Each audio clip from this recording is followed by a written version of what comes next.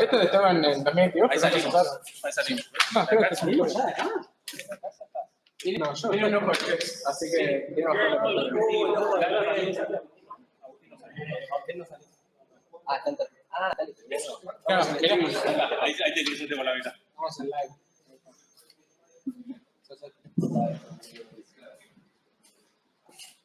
Sería 2 y 2. Pasamos nosotros. ¿Quiénes venimos para acá, estos para allá? Bueno, no, ¿cómo nos quedamos? Termina el último ahí. Y el primero acá. Vamos, Lara, yo, Lara, ustedes de ese lado, nosotros por el aire. Los primeros de ahí, porque son los que después van a pasar. Nosotros no pasamos. Mirá, en ideas, o sea, este año, en ideas son 190. Hoy ya vienen unos 40 más o menos. Y que quiero promocionar en total. Y todo. Claro. Sí, la formación. Sí,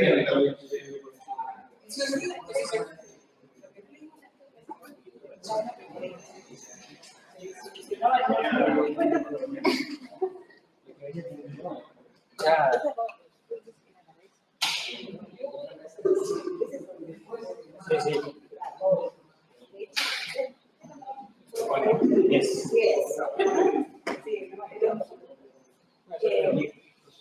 Claro.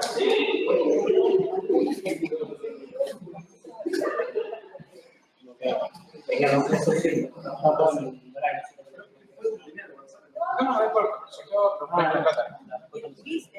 Es la respuesta abajo. Sí, sí,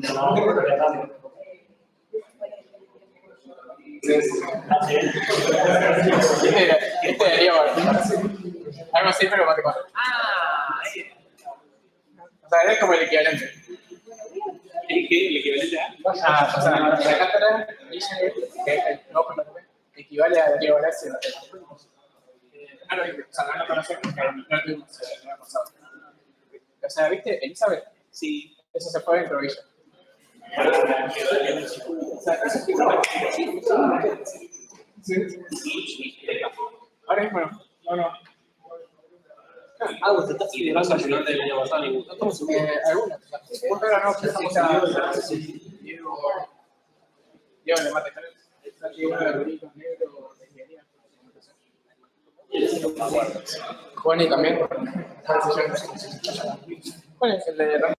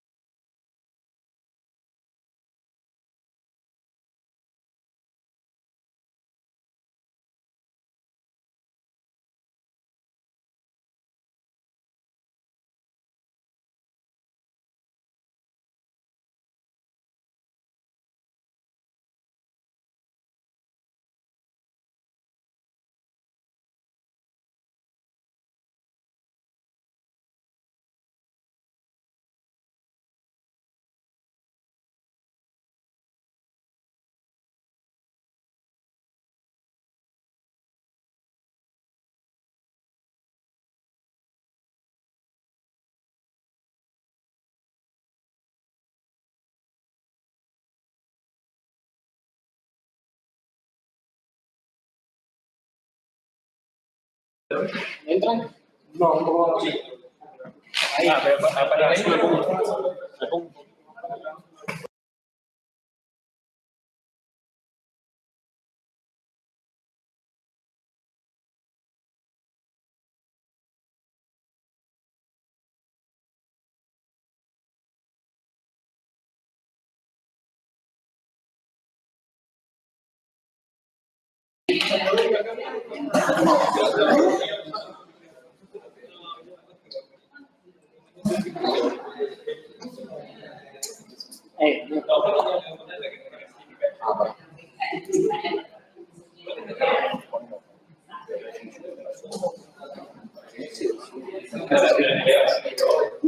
Déjala ahí.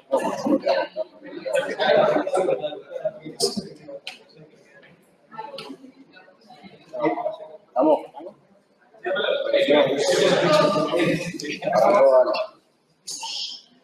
Bueno, buenas tardes a todos. Me presento, soy Joaquín Cabenagui, ella es Lara Fons, José Borrajo y Agustín Paturlane.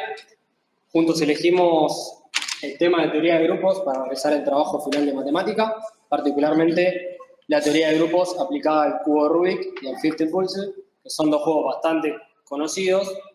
Igualmente los vamos a explicar por arriba para que no los conozcan. Para comenzar, vamos a decir unas breves definiciones para que se puedan empapar un poco más y comprender de lo que vamos a estar hablando.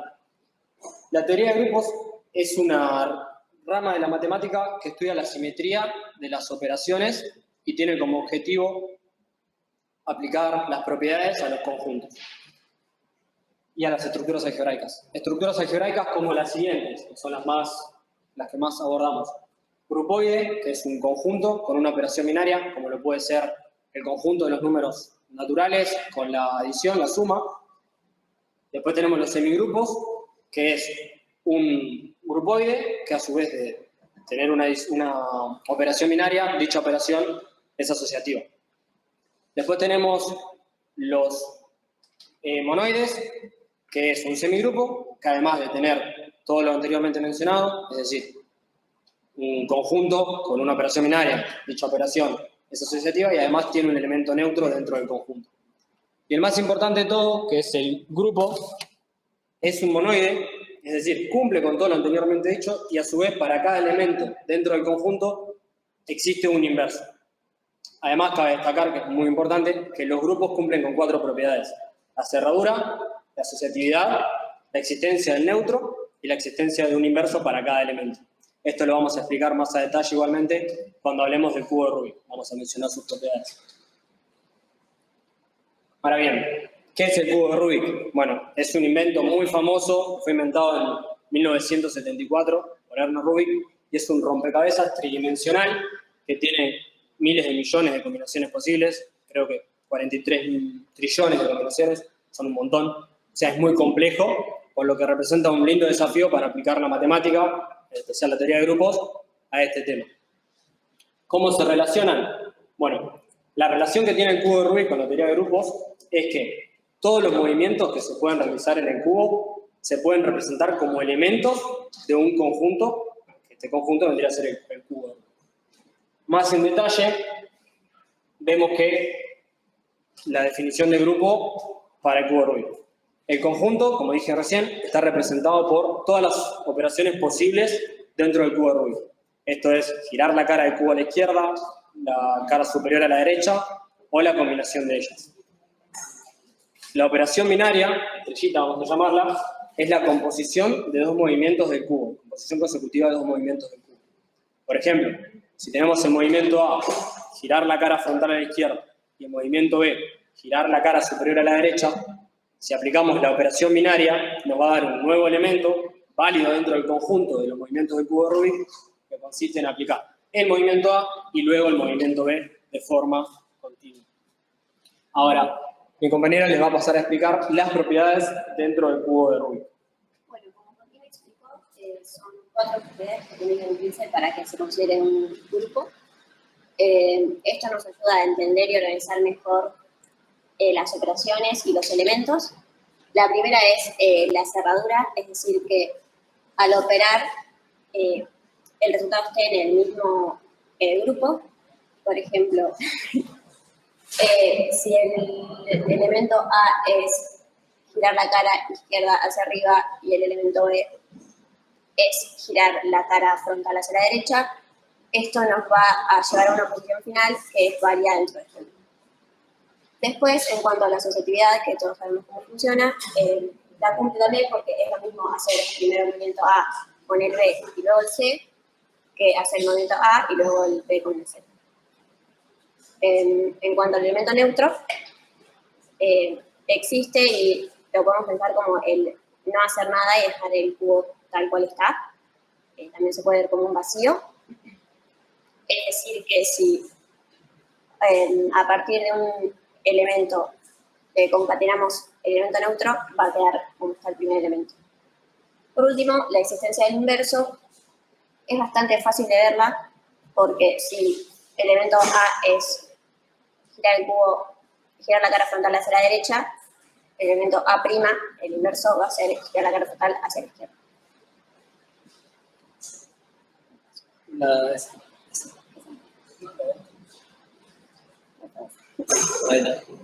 Bueno, acá tenemos un ejemplo por si no quedó claro para que lo vean más concretamente. Ahí definimos el grupo, la dirección. Y bueno, si el movimiento va a girar la cara frontal hacia la izquierda, el movimiento A' va a ser girar la cara frontal hacia la derecha. Agarramos el movimiento A con el B, girar la cara frontal hacia la izquierda y girar la cara superior hacia la derecha. A operación B o A concatenada con B va a ser girar la cara frontal hacia la izquierda y luego la superior hacia la derecha, que nos lleva a un resultado válido y está dentro del grupo.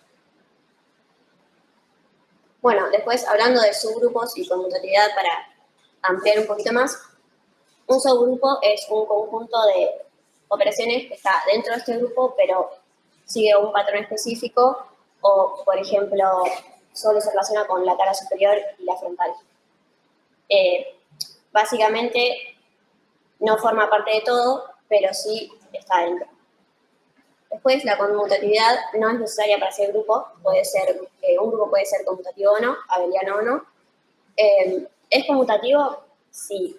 Hacer A y luego B es mismo que hacer B y luego A. En este caso no, porque va a terminar en un estado totalmente diferente.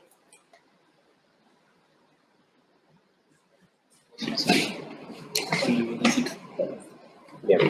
Bueno, ahora para darle un enfoque más de informática a lo que es la resolución del cubo de Rubik, existen muchos algoritmos que pueden resolverlo al cubo. Nosotros desarrollamos uno y ahora, bueno, les voy a explicar paso a paso cómo es que tenemos implementado el código. Igualmente todo está subido y después lo pueden chequear más. Bueno, parece que no se entiende nada, pero tiene un sentido. Acá nosotros pensamos al cubo, primero para definir términos en que vamos a estar usando, nosotros le decimos sticker a los colores de cada uno de los cuadraditos de las caras del cubo. Si volvemos a la primera, por ejemplo, acá los stickers nos estamos refiriendo a cada uno de estos. Entonces, nosotros también otro concepto que tenemos que definir es las esquinas y las aristas. Las esquinas, bueno, ya saben, son estas cuatro de cada cara.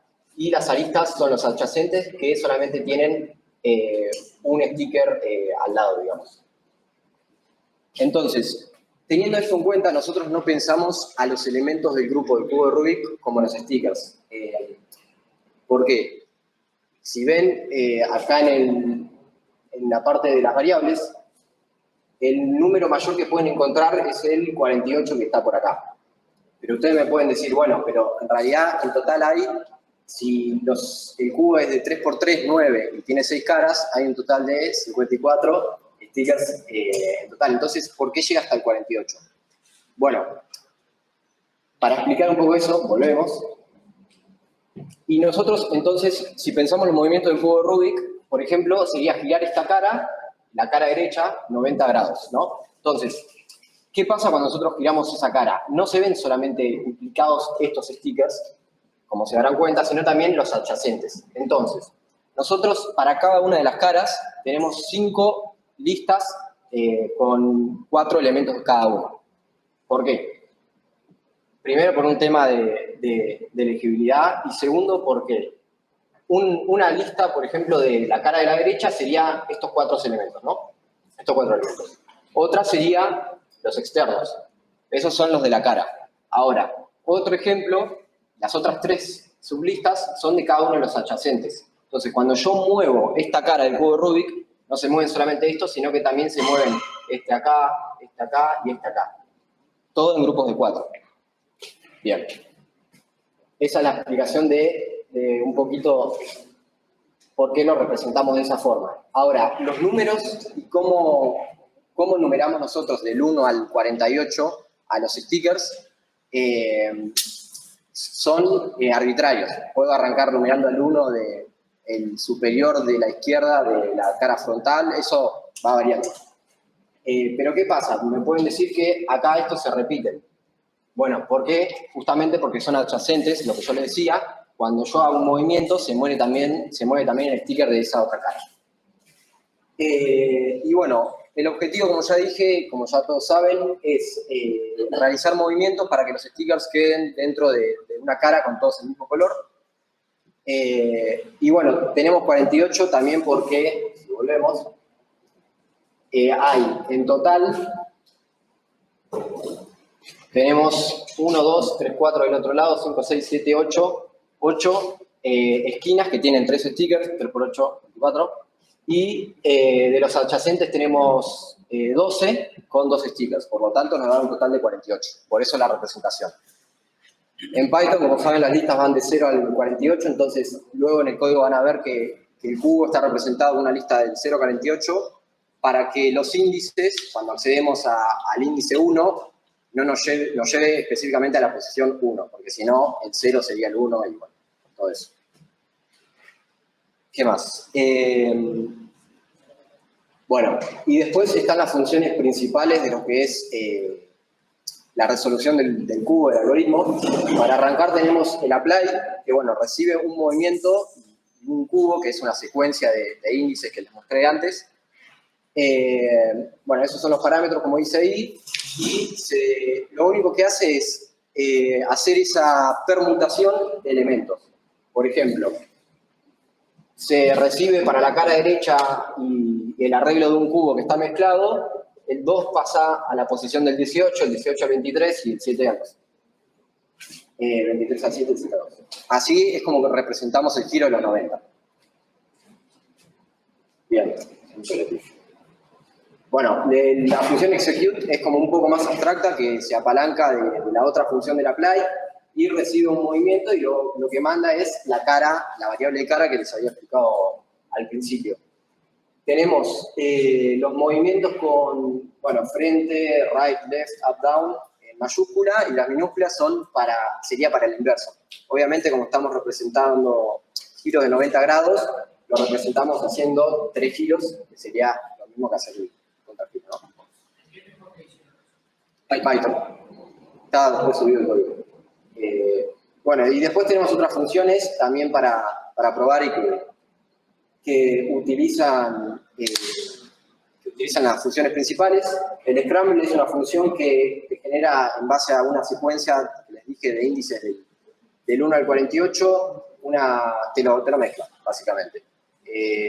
Después tenemos el Align, que lo que hace es, tenemos funciones de alinear del 1 al 4 y del 25 al 28, que es, en este algoritmo, una forma de arrancar a resolver el cubo. No sé si alguno sabe, pero se arranca por la cara de más arriba, y vos me decís, bueno, pero son 4 elementos, ¿por qué tenés 4 funciones? Sería, si lo ponemos, ¿no?, en índices 1, 2, 3, 4, 25, 26, 27 y 28. Obviamente, lo obviamos en el código porque no suma ni resta. O sea, cuando vos girás la cara queda en el mismo lugar. Entonces, está de más. ¿Qué más?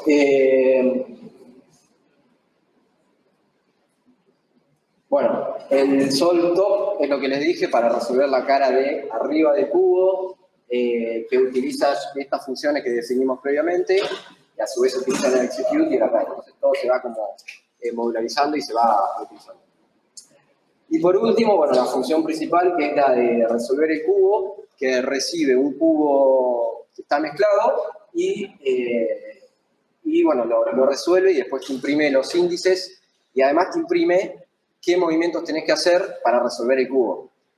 Creo que acá no quedó la foto de la resolución, pero básicamente si ustedes ponen los índices y después ponen esos índices en el algoritmo, lo mezclan y mezclan el cubo de esa forma, es medio complicado, pero bueno, después les diría específicamente qué movimientos tienen que hacer, derecha, izquierda, arriba, abajo, para resolver el cubo. Bueno, ya para la última parte de esta presentación vamos a hablar del 15 Puzzle. El 15 Puzzle es un juego, es un tablerito con 16 espacios, con 15 fichas dispuestos en una grilla de 4x4. Esto se puede aplicar a teorías de grupos de la misma forma que aplicamos la teoría de grupos sobre el cubo Rubik. El conjunto, a ver, yo voy a dibujar.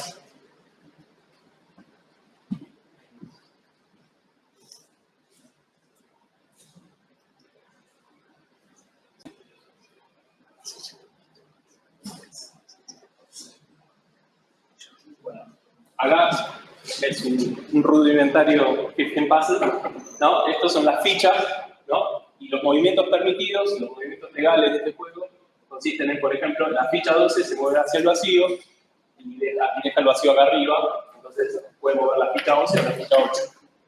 Y entonces, cada movimiento legal de esto es un elemento del conjunto y la aplicación va a ser la combinación de movimientos, ¿no? O sea, cuando hablamos de grupo tenemos un conjunto que en este caso va a ser el movimiento y la aplicación va a ser la combinación de estas permutaciones.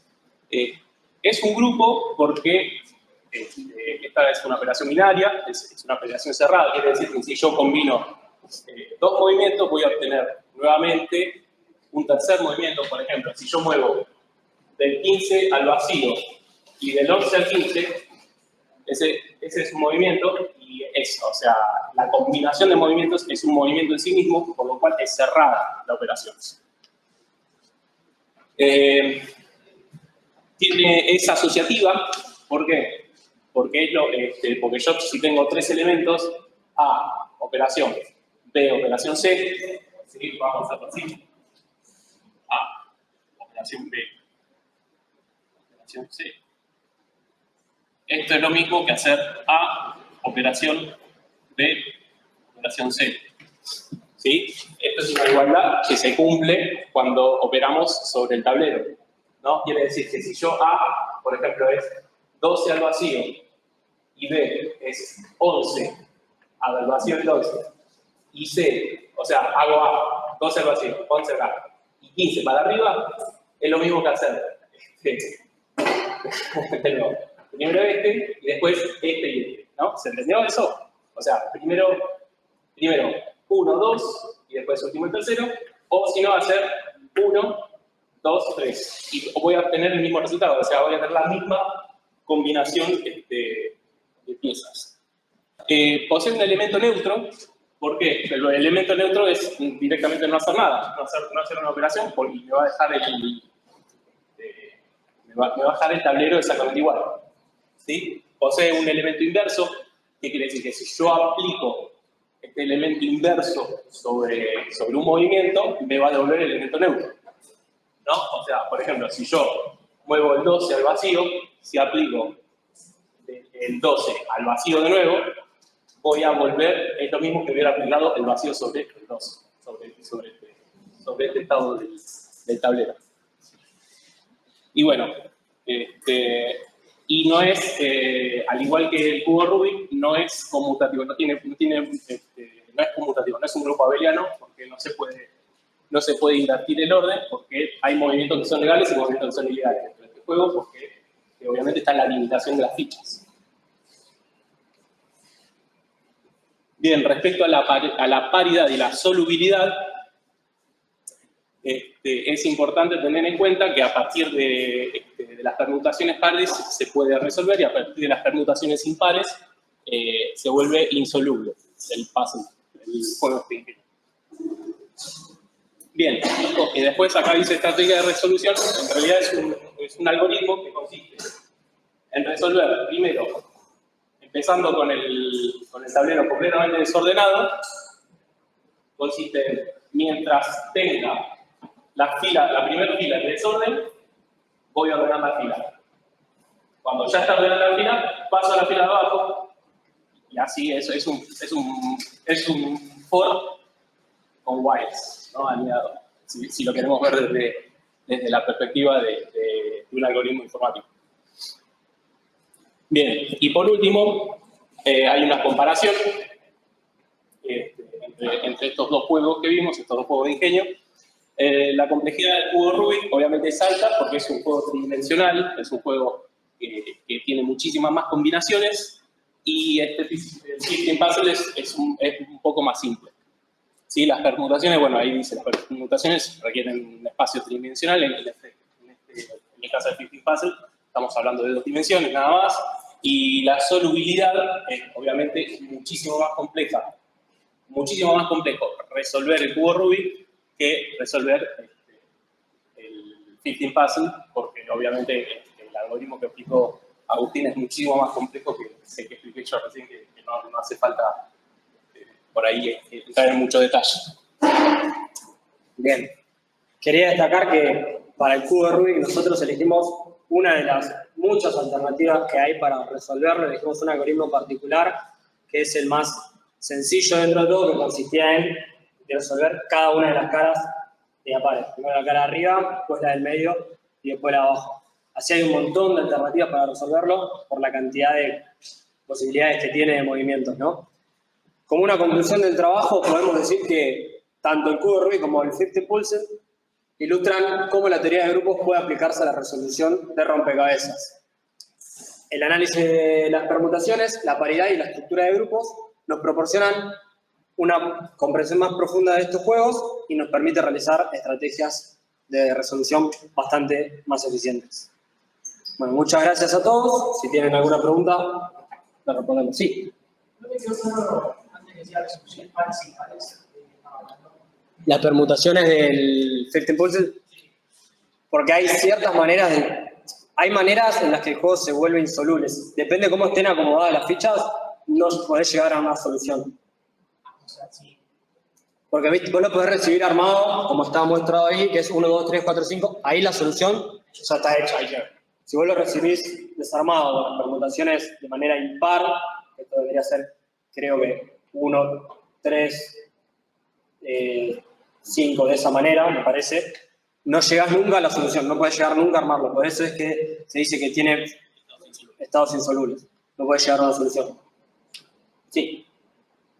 Respecto al cubo, ¿cómo es el usuario tiene que ser todo como está, digamos, ya seteado en el cubo o se hace una distribución? Para resolver el algoritmo, vos lo descargás, le das para instalar los paquetes, lo ejecutás y eso ya te da. Primero te va a mandar el arreglo mostrándote el cubo mezclado, cómo lo mezcló. Después te va a dar el cubo ya resuelto y abajo la cantidad de los movimientos que se hicieron. Los movimientos están representados por la R minúscula, que significa derecha, mayúscula, minúscula a la izquierda. De hecho, el algoritmo lo teníamos para mostrarlo y resolverlo, pero como no pudimos utilizar nuestra máquina, no podemos mostrarlo. Es más, podrías, si querés y tenés tiempo, podrías numerar cada uno de los stickers del cubo, pasar esa numeración, como yo te había dicho que era arbitraria la que pusimos, a las variables de cara que tenés definidas en el código, alguien te lo mezcla, y una vez mezclado, eso lo replicás en el cubo, porque lo que hacemos es, lo llamamos una función que te lo mezcla. Podés pasar después ese arreglo que vos tenés, como al arreglo de índices, al código, lo mandás al subcube y después te dice los movimientos que tenés que hacer. O sea, lo que está tratando de decir, en el cubo físico, ese algoritmo te va a servir para resolverlo igual. Vos aplicás, como él dice, numerás en el cubo físico las caras como están en el cubo, que sería como está mezclado, después aplicás los movimientos que el algoritmo te dice que usó para resolverlo y lo resolvés. que sirve para resolverlo con un algoritmo. Y no tiene una ayuda visual, digamos, gráfica, en la cual ya uno lo pueda ver sin tener que interpretar la lógica. ¿Que te represente el cubo? Sí. No. Se podría agregar, Se pero podría Sí. Eso lo hicimos con... En matemática lo habíamos hecho con una librería, pero para otro trabajo. tenés que instalar NumPy. Sí. Una consulta, cuando comparan el Rubik con el ¿qué pasa? Comparan a través de la complejidad, digamos. Sí. ¿A qué se refiere con complejidad? A la complejidad de resolverlo, no si... Sí, siempre las estructuras de datos son más complejas las que tienen una dimensión más, o sea, es más complejo un árbol que una regla, por ejemplo. O sea, en ese sentido, y son mucho más complejos los tensores, en este caso sería algo parecido que se aproxima que un árbol. Y eso se termina llevando también a la complejidad, si lo querés hacer con un algoritmo. O sea, medio como que sale eso. La idea del juego, por ejemplo, ambos juegos tienen mucho más años, el cubo Rubik es mucho más popular. Hay gente que lo resuelve con estrategias en 2 segundos, quizás menos, pero porque ya están tanto tiempo que existe el juego, ya hay estrategias realmente eficientes para resolverlo desde una mezcla particular. Por eso les decía que nosotros optamos por la solución más larga, pero para más principiantes, por así decirlo. Hay un montón de maneras para resolverlo, por eso la complejidad, ¿no? Tantas combinaciones posibles de movimientos, si no sabes ningún algoritmo o no sabes resolverlo, la primera vez que agarras un cubo Rubik decís cómo llego a armarlo, como está. Con el Fidget Pulse capaz que es más intuitivo, al no ser tridimensional. ¿Alguna pregunta? Además, perdón, el Fidget Puzzle tiene movimientos ilegales, o sea, vos si movés acá, después el 12 no lo podés mover acá, porque tiene una pieza. El cubo Rubik también tiene movimientos ilegales, ahí la cara de los colores no se puede mover, es algo que tiene sentido. Espere.